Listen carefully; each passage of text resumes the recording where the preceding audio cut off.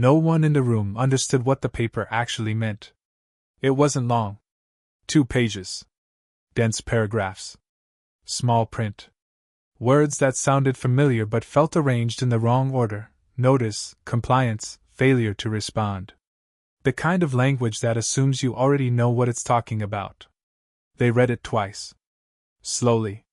Out loud. Nothing changed. The house was quiet in the way ordinary houses are quiet on weekday evenings. A refrigerator humming. A clock clicking forward 1 second at a time. Somewhere down the hall, a child coughing in their sleep. This was not a dramatic moment. No raised voices. No panic. Just confusion. The letter did not accuse anyone of a crime. It did not say anyone was guilty. It did not explain what would happen next. It only stated that something had already started. A process. There was a date printed near the top.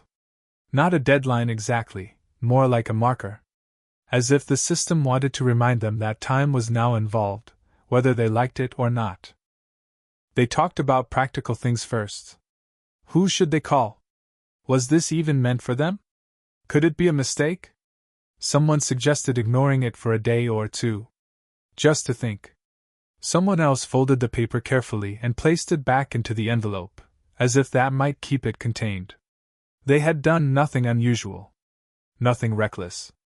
Nothing that felt like it should end up documented, filed, archived. That was the most unsettling part. This family had always believed, quietly, without ever saying it out loud, that trouble came from clear causes. Bad decisions. Obvious risks. Lines you knew you were crossing. This did not feel like crossing a line. It felt like stepping onto a floor that had always been there, only to realize too late that it moved. Later that night, long after the discussion ended, someone searched a few of the phrases online. The results were worse than the letter. Pages of legal explanations written for people who already knew the rules. Forums full of strangers arguing over technicalities. Stories that didn't end, only stopped being updated. No clear answers. No reassurance. Just one recurring idea, repeated in different words by different people who had learned it too late. Once it starts, it doesn't stop just because you don't understand it. In the days that followed, life continued.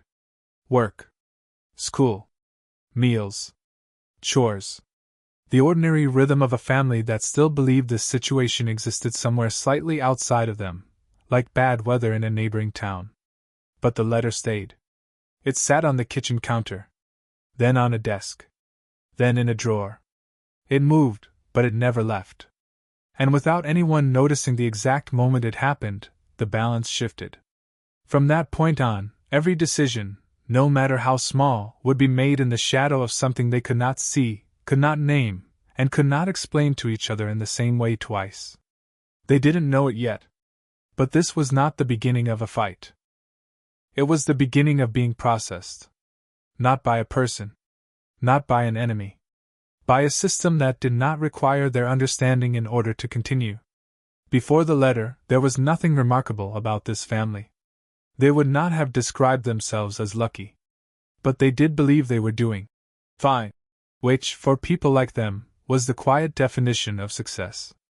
They lived in a modest house on a street where most cars were older than 10 years and lawns were cut on weekends, not by services but by the people who owned them. The kind of neighborhood where neighbors recognized each other's routines more than their names. The parents were in their late 30s.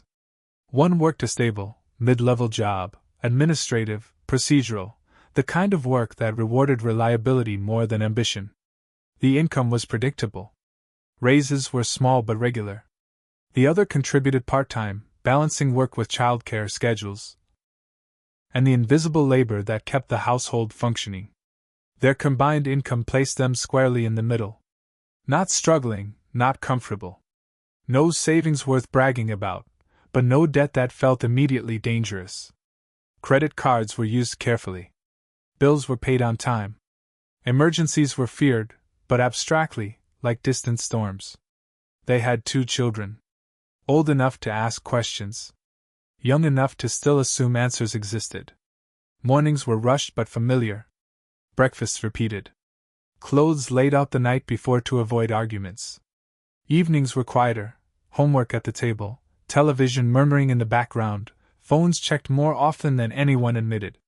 There was no grand vision for the future. They wanted stability. To keep the house. To avoid surprises. To make sure the children had options they themselves never had to think about. Their dreams were practical. A newer car someday. A vacation that didn't involve spreadsheets. Maybe college without loans that followed their children for decades. Nothing radical. Nothing risky. They believed, deeply and sincerely, in playing by the rules. Not because they trusted systems blindly, but because they assumed rules were designed to be navigated by ordinary people. They filled out forms carefully. They followed instructions. They kept documents, just in case, stacked in folders that grew thicker every year. They were not experts in anything legal, but they believed expertise was only required when you had done something wrong. That belief shaped everything. When they encountered paperwork, insurance, school forms, tax documents, they treated it as an administrative burden, not a potential threat. Something tedious, not dangerous. They assumed clarity was available if needed. If something serious ever came up, surely someone would explain it. That assumption was never questioned, because it had never been tested. Their social circle was small. Family lived nearby. Friends were mostly coworkers or parents of other children. Conversations revolved around work frustrations, rising costs, minor health concerns, and the slow realization that adulthood felt more fragile than expected. No one talked about lawsuits, or investigations, or legal processes. Those were stories from the news, from other places, other people. In their house, the law existed as a background presence: speed limits, school regulations, tax deadlines. Distant guardrails, not moving parts. They trusted that if they stayed within those guardrails, they would be fine. That trust extended to authority, but not naively. They questioned bills when numbers looked wrong. They complained when services failed. They believed systems could make mistakes, but also believed mistakes could be corrected by explaining yourself to the right person. There was a quiet faith in reason. If you could show you were reasonable, the system would respond in kind. The children absorbed this worldview unconsciously. Rules mattered. Adults handled problems. If something was confusing, you asked. This family did not raise their voices often. Conflicts were resolved through discussion, not confrontation. Even arguments ended with compromise, not silence. They were not fragile people, but they were unused to being powerless. On weekends, they ran errands together. Grocery shopping was planned around discounts. Big purchases were discussed repeatedly before being made. Nothing impulsive. There was pride in restraint. They did not see themselves as cautious, just responsible. That responsibility, however, came with blind spots. They did not know how systems escalated. They did not know how silence could be interpreted as consent. They did not know how deadlines could exist without feeling urgent. Most importantly, they did not know how quickly an ordinary life could become documented, categorized, and reduced to case numbers. Before the letter, their sense of time was linear. Past led to present. Present shaped future. After the letter, though they didn't realize it yet, time would fracture. Past actions would be reinterpreted. Present choices would carry invisible weight. The future would narrow without announcing itself. But in this phase, none of that was visible. They laughed. They planned birthdays. They argued about trivial things. The letter had not yet rewritten their identity. It was still just paper.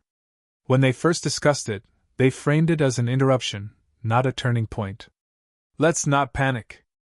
It's probably nothing. We'll deal with it. That language mattered. Because it reflected how they had always dealt with problems, directly, calmly, assuming proportional consequences. They had never experienced a situation where the response was out of proportion to the cause. They had never been inside a system that did not care how reasonable they were. And because nothing in their past contradicted these assumptions, they trusted them completely. This family did not enter the legal process because they were reckless. They entered it because their normal instincts, patience, trust, and good faith, had always worked before. And they had no reason to believe this time would be different. Yet, the system did not arrive with sirens. It was already there. It existed quietly, layered over their lives like infrastructure, roads you don't see from above, pipes behind walls, wires buried deep enough that you forget they exist until something breaks. This family lived inside a legal environment that assumed competence. Not intelligence. Not wealth. Competence. The assumption was simple and unforgiving. If you were an adult, you understood your obligations, or you were responsible for not understanding them. The law, as it surrounded them, was not a single entity. It was a network. Agencies, departments, procedures, timelines. Each one logical on its own. Together opaque. No single person controlled it. No single office owned the outcome. Responsibility was distributed so thinly that no one could point to where accountability ended. To people inside the system, this structure felt normal. Efficient even. To people outside it, people like this family, it was invisible until it wasn't. They believed the law existed to resolve conflicts. To intervene when something went wrong. To restore balance. What they did not see was how much of it existed to process compliance rather than understand intent. Forms mattered more than explanations. Deadlines mattered more than circumstances. Consistency mattered more than fairness. There were rules that were written, and rules that were merely practiced.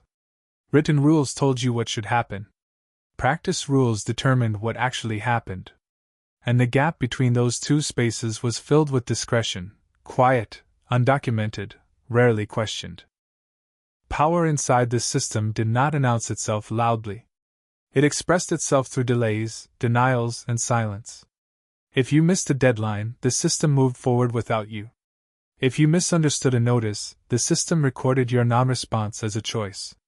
If you asked the wrong question, you were given the correct answer, to something else. None of this was malicious. That was the most dangerous part. The system did not need bad actors to cause harm. It only required momentum. And momentum favored those who already knew how it worked. Lawyers. Administrators. Case managers. Professionals who spoke the language fluently and knew which details mattered and which didn't. This family did not speak that language. They spoke everyday language. They believed meaning mattered more than phrasing. They believed intention mattered more than formatting. The system did not share those priorities. In their world, authority was faceless. Notices arrived without names. Phone numbers led to menus. Emails generated automated responses. Every attempt to seek clarity led them deeper into abstraction. You'll need to file a response. Please refer to the documentation. That information is available online. Online meant hundreds of pages. Pages meant terminology. Terminology meant assumptions. The system assumed you knew what you were looking for before you started looking. Culturally, there was another layer. This was a society that valued compliance but framed it as responsibility. Where questioning authority was allowed, but only in the correct format, through the correct channels, using the correct tone. Politeness was expected. Urgency was penalized. People who pushed too hard were labeled difficult. People who waited too long were labeled negligent. There was a narrow window where action was acceptable, and it was never clearly marked. Most people learned these boundaries through experience. This family had none.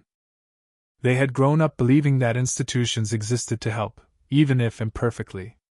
That mistakes could be corrected by speaking to someone reasonable. What they had not learned was that process was often valued more than outcome. If the process was followed, the outcome, however damaging, was considered legitimate. There were also unspoken hierarchies. Those who could afford representation were treated differently, not because the law said so, but because representation changed how signals were interpreted. A letter from an individual raised questions. A letter from an attorney raised alarms. Silence from a lawyer suggested strategy. Silence from an ordinary person suggested avoidance. The system did not say this explicitly. It didn't have to. Everyone inside it already knew.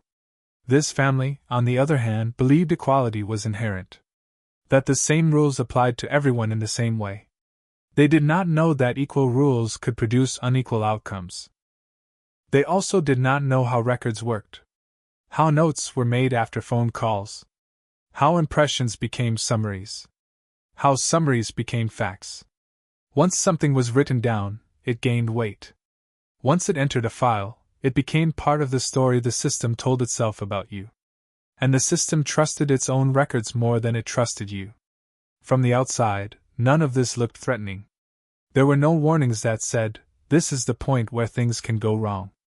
No signs that said, "You should not proceed alone." The system did not announce danger because it did not consider itself dangerous. It considered itself neutral. But neutrality in a system built by experts favors experts. By the time the family received the letter, they were already standing inside a structure designed without them in mind. Their role was not to understand it. Their role was to comply. And compliance, they would soon learn, was not a single action, but a continuous performance. Judged by criteria they could not see. At this stage, the system was still quiet. It was waiting. Not for truth. Not for fairness. For a response. The opportunity did not look like a trap. It arrived disguised as relief. After days of uncertainty, unanswered questions, and the slow anxiety of not knowing whether they were already in trouble, something finally happened that felt familiar, a clear instruction. There was a form. There was a deadline. There was an option to resolve the issue. For the first time since the letter arrived, the situation appeared manageable. The language suggested cooperation, not conflict. It implied that this was a routine matter, one that could be addressed without escalation if handled promptly. It framed itself as a courtesy. An opportunity to respond. A chance to clarify. A way to avoid further action. These phrases mattered. They spoke directly to the family's instincts. Their belief in good faith. Their trust that systems rewarded reasonable behavior. They did not read it as a warning. They read it as an invitation. The risk, if mentioned at all, was abstract. Conditional. Buried in paragraphs that felt designed to be skimmed. Failure to comply may result in further proceedings. Further proceedings could involve additional review. Nothing concrete. Nothing immediate. The form itself was long but not complicated. It asked for information they already had. Names. Dates. Explanations. This felt safe. They could do this. There was also a subtle reassurance in the tone. It suggested that this was common. That many people reached this stage and resolved it without incident. Nothing about it implied that they were standing at the edge of something irreversible. They discussed it carefully. Should they consult a professional? Should they ask for help? Was this something serious enough to justify the expense? The conclusion came slowly, and it felt rational. They did not want to overreact. Hiring a lawyer felt like admitting guilt. Or at least suspicion. It felt disproportionate to what, at this point, was still undefined. They told themselves that if things escalated, then they would seek help. This was just paperwork. They filled out the form honestly. Thoroughly. They explained their situation in plain language, assuming clarity would be appreciated. They believed that transparency would protect them. They attached documents. Added notes. Included context that made sense to them but was not requested explicitly. It felt responsible. Cooperative. There was a sense of relief when they sent it. Something had been done. The waiting had purpose now. This decision marked a psychological shift. Before, they were observers, trying to understand what was happening. Now, they were participants. They believed they were stepping toward resolution. What they could not see was how the system interpreted this moment. To the system, this was not cooperation. It was data. Not explanation. Not context. Just information, filtered, categorized, and stripped of tone. Their words were not read as they were written. They were summarized. Details that felt important to the family were reduced to footnotes. Phrases meant to clarify were reinterpreted as admissions or inconsistencies. The form did not ask the questions that mattered most. And because it did not ask, those answers were never given. What mattered instead was what could be measured. Did they respond on time? Did they use the correct format? Did they include everything required, no more, no less? In trying to be helpful, they crossed invisible boundaries. Extra explanations raised flags. Unrequested documents complicated the file. Honesty, without strategic framing, created vulnerabilities. But none of this was visible to them. From their perspective, the process was working. They checked the calendar. Marked the date. Waited. Days passed. Nothing happened. That silence felt like confirmation. They began to relax. Life returned to something close to normal. The letter moved from the desk to a folder. The anxiety dulled into background noise. They told themselves that if there were a problem, someone would reach out. The system, meanwhile, continued moving. Their file was reviewed. Notes were added. Interpretations were formed. The opportunity they had embraced, the chance to resolve things quietly, had closed the moment they acted without understanding the rules of the game. Not because they were wrong, but because the system did not reward good intentions. It rewarded precision. And precision was something they did not yet know they lacked. By the time they realized the silence was not reassurance, the window to choose differently had already passed. They just didn't know it yet. The first real decision did not feel dramatic. There was no heated argument. No moment of doubt that kept anyone awake at night. It arrived quietly, wrapped in reason, reinforced by everything they believed about themselves. It came down to one question: should we escalate this, or wait? By now, enough time had passed for the initial fear to fade. The silence from the system felt neutral, even slightly reassuring. No follow-up. No warning. No sign that they had made a mistake. This absence of feedback mattered more than any instruction. They interpreted it as progress. If something were wrong, surely someone would say something. This belief was not naive. It was consistent with every other system they had ever interacted with. Schools sent reminders. Banks called about late payments. Doctors followed up on abnormal results. Silence usually meant normal. So when the idea of consulting a lawyer resurfaced, it felt excessive. There was no accusation. No hearing date. No demand for payment. Just a file, somewhere, being processed. They told themselves they were being rational. Escalating too early could create problems that didn't exist. It could frame the situation as adversarial when it didn't need to be. It could trigger scrutiny they might otherwise avoid. Waiting felt safer. They agreed to monitor the situation. To stay alert. To respond if contacted. This decision, more than the form they filled out, changed the trajectory. Because waiting was not neutral. In the system's logic, waiting was a choice. Time passed differently for each side. For the family, weeks blended together. Life demanded attention. Work deadlines. School schedules. Minor illnesses. The usual pressures that made long-term uncertainty tolerable as long as nothing urgent happened. For the system, time was segmented. Structured. Counted. Deadlines existed whether or not they were visible. Internal clocks were ticking. At some point, unknown to the family, a review period ended. The absence of additional information was noted. The file moved to the next stage. No one informed them. No one needed to. The process did not require their awareness to continue. The next communication arrived without explanation. It referenced previous correspondence, using language that assumed familiarity. It acknowledged receipt of their response, then outlined next steps. The tone had changed. It was no longer collaborative. It was procedural. The wording was careful. Neutral. Firm. There were no threats, but there was no reassurance either. They felt a flicker of concern. Something had shifted. They read it multiple times, trying to identify what they had done wrong. There was nothing obvious. No mention of errors. No rejection. Just movement. This was the moment when the decision to wait hardened into a commitment. They could still seek help. They could still push back. But doing so now felt reactive. Defensive. They worried that asking for help at this stage would signal fear, or worse, guilt. So they stayed the course.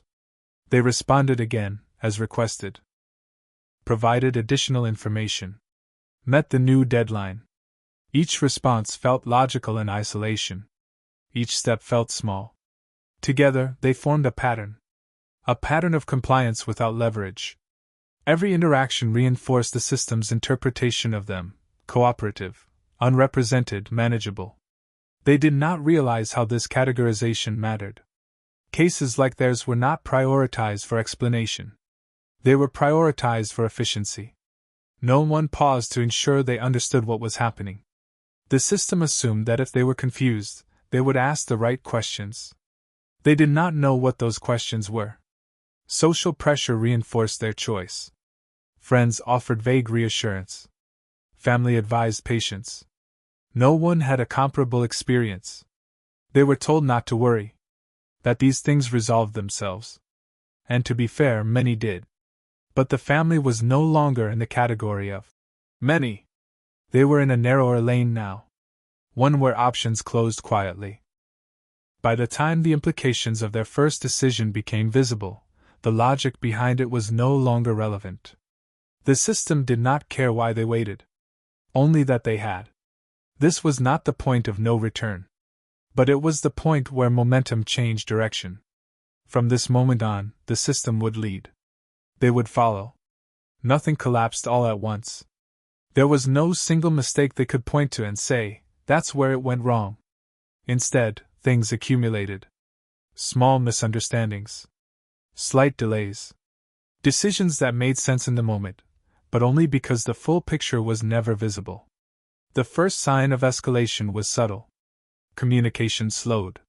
Where replies once came in days, they now took weeks. When responses arrived, they were shorter. More standardized. Less explanatory. Questions were answered indirectly, if at all. When the family called, they reached different people each time. No continuity.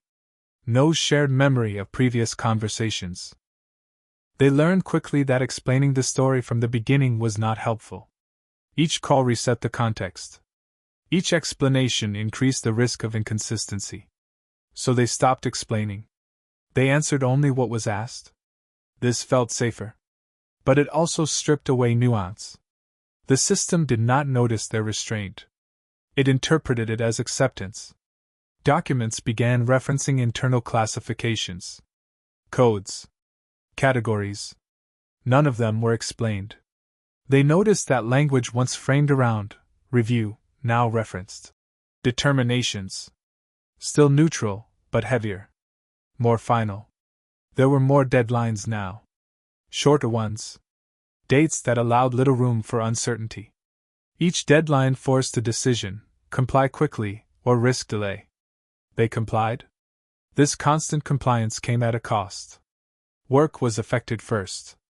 Time off requests increased. Phone calls taken in private rooms. A growing distraction that was difficult to explain without sounding dramatic. They told employers it was a paperwork issue. That was true. But incomplete. The emotional toll followed. Sleep became fragmented. Conversations looped. They reread the same sentences, searching for meaning that wasn't there. Anxiety didn't spike, it spread. It became background noise. Something you live with. The children sensed the change before it was acknowledged. Quieter dinners. Shorter answers. A constant undercurrent of tension that no one named. The family avoided discussing the situation in front of them, but silence has its own language. Meanwhile, the system tightened, not aggressively, but methodically. Requests became requirements. Flexibility disappeared. Where once there had been options, there were now instructions. Where once they could ask why, now they were told how. They noticed something else, too. Their responses no longer seemed to influence the tone of the process. No matter how cooperative they were, the trajectory remained unchanged. This was unsettling. They had believed that good behavior mattered, that cooperation softened outcomes. Here, it did not. It merely allowed the process to continue smoothly.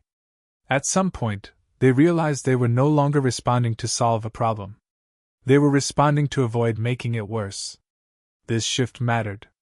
Fear entered the equation, not panic, but calculation. What if we miss something? What if this answer is wrong? What if we say too much? Every action now carried perceived risk. They considered seeking help again. But now the barriers felt higher. The situation had grown complex. Explaining it would take time, money, emotional energy they were already short on. They worried a professional would ask why they hadn't come sooner. They worried the answer would matter. The system did not explicitly punish them. It didn't need to. It relied on asymmetry. It had specialists. They had Google. It had institutional memory. They had scattered emails. It had deadlines. They had obligations. Every attempt to regain control came too late or too softly. When they pushed back, politely, it was noted but not acted on. When they asked for clarification, they were referred to documentation they had already read. The sense of being unheard grew. Not ignored. Processed. This distinction mattered. Being ignored implies neglect. Being processed implies intent without empathy. At some point, a new label appeared in their correspondence. They didn't understand its significance, but it changed everything. From that moment on, options narrowed sharply. What had once been reversible now wasn't. What had once been flexible now hardened. Still, no one told them this directly. The system did not announce thresholds. It simply crossed them. The family adapted as best they could. They reorganized finances, reduced spending, prepared for uncertainty without knowing what they were preparing for. They avoided long-term plans. Everything became provisional. The most damaging part of this phase was not what happened externally. It was what happened internally. They stopped trusting their instincts. Decisions that once felt obvious now felt dangerous. They deferred constantly. Second-guessed. Sought reassurance from sources that could not provide it. Confidence eroded. And with it, their ability to act decisively. This was the quiet escalation. No single blow. Just a narrowing corridor. Walls closing in slowly enough that resistance felt pointless, until suddenly it felt impossible. By the time they sensed that something fundamental had changed, they were already too deep to step back. The system was no longer reacting to them. They were reacting to the system. And the next moment would make that imbalance permanent. The breaking point did not feel like a collapse. It felt administrative. A notice arrived that looked similar to the others. Same formatting. Same neutral language. Same absence of emotion. But this one changed the rules. It stated that a determination had been made. Not a final outcome. Not a punishment. A determination. The word carried weight they did not immediately recognize. It meant that the system had decided how it understood their situation, and that understanding was now the baseline for everything that followed. From this point forward, the burden shifted. Before, they had been responding to questions. Now, they were expected to challenge conclusions. That difference was everything. The notice referenced documents they had submitted months earlier. Statements they barely remembered writing. Details that now appeared recontextualized, arranged into a narrative they did not recognize as their own. Nothing in it was explicitly false. That was the problem. It was a version of the truth that excluded intention, uncertainty, and context. A version optimized for classification, not understanding. They read it in silence. There was no immediate reaction. No shouting. No despair. Just a slow realization that something irreversible had occurred. This determination triggered consequences automatically. Deadlines shortened further. Options became conditional. Certain remedies were no longer available. The system had moved them into a new category. one they had not known existed. They tried to respond the way they always had, calmly, thoroughly, in good faith. They drafted explanations, collected documents, wrote emails. But the responses they received were different now. More formal. More distant. Less interested in what they had to say. They were no longer being evaluated. They were being acted upon. At this stage, the idea of seeking professional help resurfaced with urgency. But urgency came with a cost. Consultations were expensive. Availability was limited. And the first question they were asked, repeatedly, was the same. How did it get to this point? They did not have a clear answer. Not because they were hiding anything, but because there was no single moment to point to. No dramatic error. No obvious negligence. Just a sequence of reasonable choices made without full information. Some professionals declined to get involved. Others warned that options were now limited. That timelines were tight. That outcomes were uncertain. The language shifted from prevention to mitigation. This was devastating. Mitigation implied damage had already occurred. At home, the atmosphere changed. The situation was no longer abstract. It was no longer something that might resolve quietly. It was now something that would alter their lives, regardless of the final outcome. They began making contingency plans. What if income was affected? What if legal status changed? What if this followed them for years? These were not questions they had ever imagined asking. The children noticed the difference. Not the details, but the weight. They sensed that something important was happening, something adults were struggling to contain. The family tried to maintain normalcy. Routine. Reassurance. But the stress leaked through. Sleep deteriorated. Patience shortened. Small disagreements escalated quickly, then ended in exhaustion rather than resolution. The system, meanwhile, continued its work. It did not pause for emotional processing. It did not acknowledge distress. It followed procedure. Appeal options existed, but they were narrow, technical, and unforgiving. Missing a deadline now meant forfeiting rights. There was no room for hesitation. The family felt trapped between two impossibilities: acting without understanding, or waiting and losing options. This was the point of no return.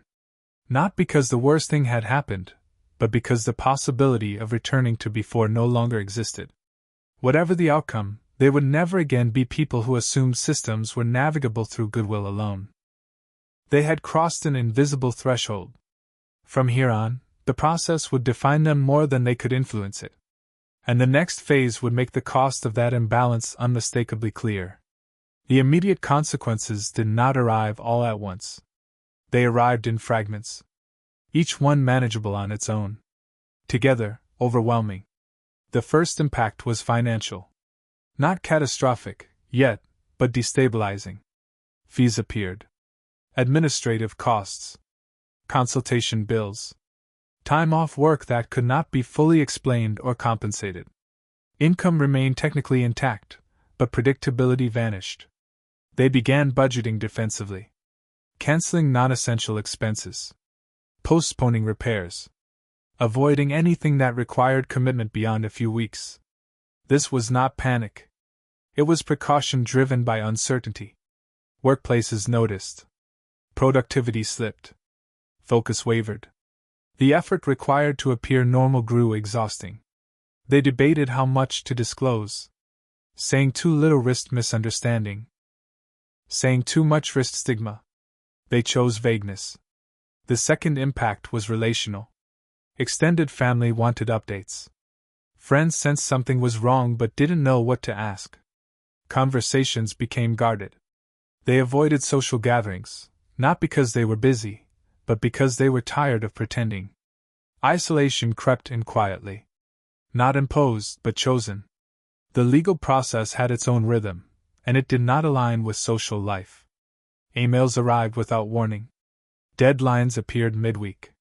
Phone calls interrupted dinners. Life became reactive. The third impact was psychological.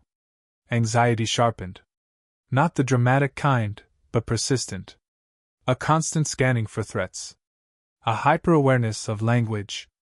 Every official communication was reread multiple times. Every word was weighed for hidden meaning. They lost confidence in their own interpretations. They sought reassurance from each other, but neither felt equipped to provide it. One parent began waking up early, mind racing. The other stayed up late, trying to anticipate next steps. They slept in shifts, without planning to. The children absorbed the tension. Questions increased. Are we okay? Did we do something wrong? Reassurances were offered. Repeated. Believed in the moment. But the atmosphere contradicted the words. The fourth impact was identity.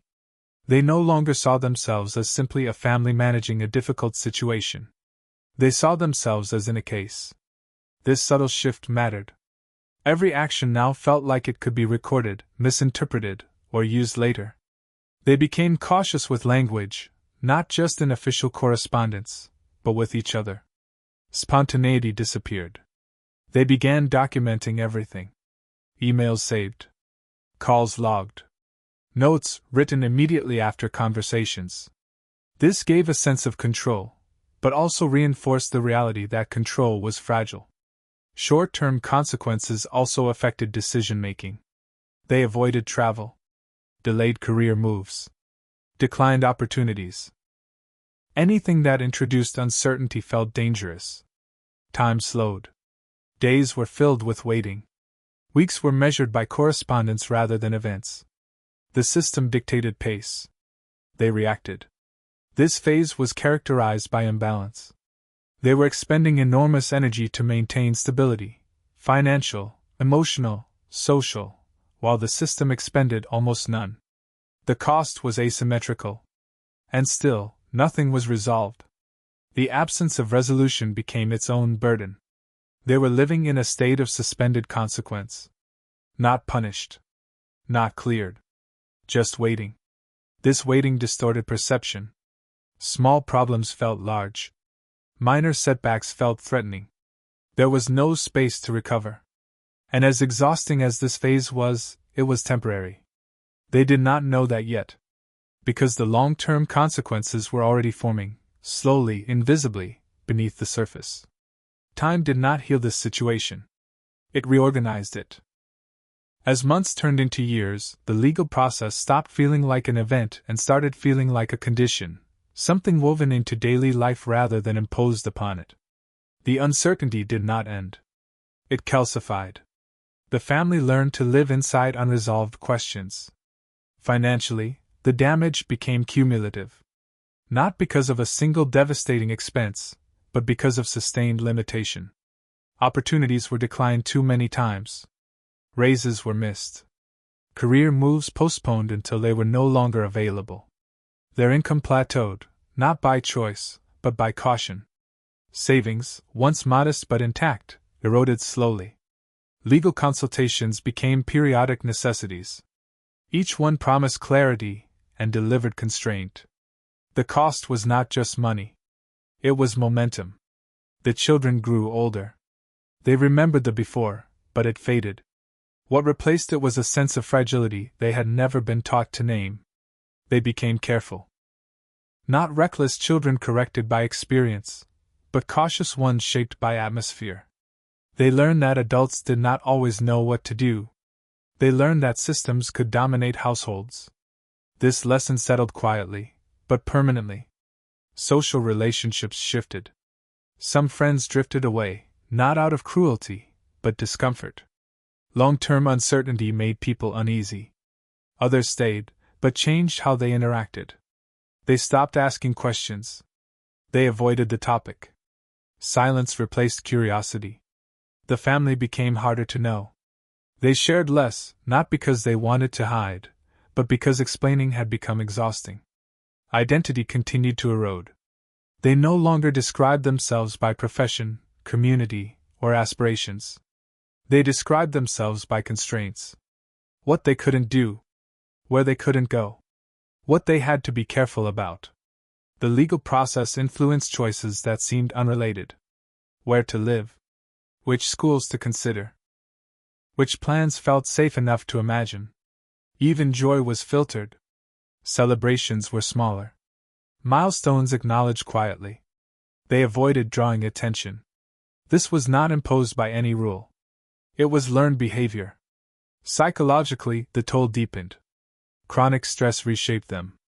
They became hypervigilant, risk-averse, tired in a way rest could not fix. Arguments became less frequent, but not because things improved. They lacked the energy. Conflict resolution shifted from discussion to avoidance. The marriage, or partnership, did not break. But it thinned. They functioned efficiently. Managed logistics. Handled crises. Intimacy gave way to coordination. They rarely spoke about the future beyond the next obligation. The legal case itself moved slowly. Periods of inactivity were punctuated by sudden demands. Each demand reopened wounds. Each reminder reinforced the sense that time was not on their side. The system aged differently than they did. For the system, this was one of many cases. A file that could wait. For the family, it was life. Years passed. The original issue became difficult to explain, even to themselves. Details blurred. Documents aged. Context was lost. The system's records, however, remained static. Frozen interpretations outlived living memory. This created a strange inversion. The official version of events felt more real than their own experience. Because it was written. Because it was archived. Because it could be referenced. They carried the weight of something they could no longer fully articulate. This was the most haunting consequence. Not punishment. Not loss alone. But the gradual erasure of agency. They stopped believing resolution would restore what was taken. Even if the process ended favorably, something had already changed. They had been shaped by prolonged uncertainty. By years of adapting to invisible constraints. By living in reaction rather than intention. This phase did not end with a climax. It simply continued, until another phase began. One that promised clarity, but offered something heavier. Clarity did not arrive as understanding. It arrived as paper. Boxes. Files. Transcripts. Records assembled over years, now presented as a coherent story, one that did not feel like theirs. The first time they saw the full file, it was overwhelming. Not because of what it contained, but because of what it excluded. There were no sleepless nights in it. No hesitation. No confusion. Just actions. Dates. Responses. Omissions. The system's memory was precise but narrow. Every interaction had been recorded, but only in the language the system understood. Phone calls summarized in a sentence. Emails reduced to conclusions. Decisions stripped of the circumstances that shaped them. What emerged was a version of events that felt colder, cleaner, and more certain than reality ever had been. This was the truth as the system recognized it. Not false, but incomplete in a way that mattered. The hearing, when it finally came, was not dramatic. There was no shouting. No emotional confrontation. It was procedural. They sat in a room designed for neutrality. Furniture arranged to discourage intimacy. Language chosen to maintain distance. They were addressed formally. Identified by name, then by case number. The person presiding did not know them. They were not expected to. Their role was not to empathize, but to evaluate. Evidence was reviewed. Timelines were established. Questions were asked, but not the ones the family had rehearsed answers for. What mattered was not why something happened, but whether it happened within the correct parameters. Context was allowed only when it fit predefined categories. The family tried to speak carefully. They explained intentions. Clarified misunderstandings. Pointed to moments where confusion, not avoidance, had shaped their actions. Some of this was acknowledged. Most of it was not. The system was not hostile. It was indifferent to meaning beyond relevance. What struck them most was how little space there was for narrative. They had lived this story for years. Here, it was compressed into segments. Allowed time was limited. Digressions discouraged. The story had to fit. And when it didn't, parts of it were simply excluded. They realized then that this was not about discovering truth. It was about determining consistency. Whether the record aligned with the rules. Whether procedures had been followed. Whether deviations could be justified within the system's logic. The family learned something else that day. The outcome was already constrained. Not predetermined, but bounded. Certain possibilities had expired long ago. Others had been narrowed by earlier decisions. The hearing was not the place where everything would be reconsidered. It was the place where what remained would be finalized. When the decision came, it was measured. Balanced language. Careful phrasing. No condemnation. No absolution. Just conclusions. Some points went in their favor. Others did not. The result was not catastrophic, but it was not restorative either. There was no return to before. There was only an after shaped by compromise. The media, where present at all, treated the outcome as minor. A brief mention. A summary without nuance. It did not capture the years leading up to this moment. Nor could it. Complexity does not survive headlines. When it was over, there was no sense of release. Only fatigue. The family walked away with answers, but also with confirmation. The system had never truly asked who they were. Only whether they fit. And now, the process that had dominated their lives for so long had concluded, without acknowledging the cost of its duration. They were left holding the remainder. Once the case ended, the system did not reflect. It moved on. Files were closed. Records archived. Resources redirected. There was no institutional pause to ask whether the process had taken too long, or whether the cost imposed on this family had been proportionate to the outcome. From the system's perspective, nothing exceptional had occurred.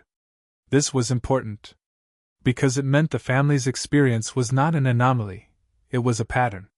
Cases like theirs existed in large numbers, scattered across jurisdictions and agencies, each one quietly reinforcing the same structural logic. Ordinary people entering complex legal processes without guidance. Assumptions of competence replacing actual understanding. Procedures valued over lived reality. There were other families. Different details. Similar trajectories. Some entered the system through administrative disputes. Others through regulatory oversight. Others through minor compliance issues that escalated unnoticed. Most shared common features: no malicious intent. No clear wrongdoing. No early intervention. And yet years of consequence. The system had little incentive to change. It functioned efficiently by its own metrics. Backlogs were processed. Deadlines met. Determinations issued. From an internal view, this was success. The costs borne by individuals rarely appeared in performance evaluations. Reforms, when they happened, focused on clarity of language or access to information. But information alone did not equal understanding. Guides existed. Websites expanded. FAQs multiplied. Yet the burden of interpretation remained with those least equipped to carry it. The system assumed that transparency solved asymmetry. It did not. Transparency without support favored those who already knew where to look. Professionals navigated the changes easily. Ordinary people continued to struggle. Some advocacy groups documented these patterns. Reports were written. Panels convened. Recommendations made. Occasionally, policies shifted. Rarely, structure did. The system was not designed to be navigated slowly, carefully, by people with limited time and resources. It was designed to process volume. Speed mattered more than comprehension. Consistency mattered more than compassion. This was not the result of cruelty. It was the result of design choices made far from those affected. Over time, the system adapted to criticism by insulating itself further. Language became more careful. Liability minimized. Human discretion was reduced, not to help people, but to protect institutions. Automation increased. Decisions were standardized. Appeals were constrained. From a distance, this looked like progress. From inside, it felt like distance. The family, now outside the active process, could see patterns they had missed before. They recognized moments where earlier guidance might have changed everything. They saw how small interventions, clear explanations, early warnings, accessible counsel, could have prevented years of harm. But the system did not reward prevention. It rewarded resolution. And resolution, in this context, meant closure, not healing. The family was not unique. They were not special. And that was the most unsettling realization. This could happen to anyone who entered the system at the wrong angle, with the wrong assumptions, at the wrong time. The system would not announce itself as dangerous. It would simply begin. And unless you knew how to speak its language, it would continue, quietly, efficiently, until it reached its own conclusion. Not yours. After it ended, nothing dramatic happened. There was no moment of celebration. No clear line separating during from after. Life simply resumed. But it did not return. The family still lived in the same house. Still worked similar jobs. Still followed routines that looked familiar from the outside. Yet something fundamental had shifted. They no longer reacted to letters the way they used to. They no longer assumed silence meant safety. They no longer believed that good intentions were legible to systems. Paper carried weight now. So did language. They read everything more carefully. Asked more questions, sometimes too many. Hesitated before responding, aware that every word could outlive its moment. This caution did not feel like wisdom. It felt like residue. The children grew into a version of normal that included contingency planning. They learned early that stability could be conditional, and that institutions were not inherently protective.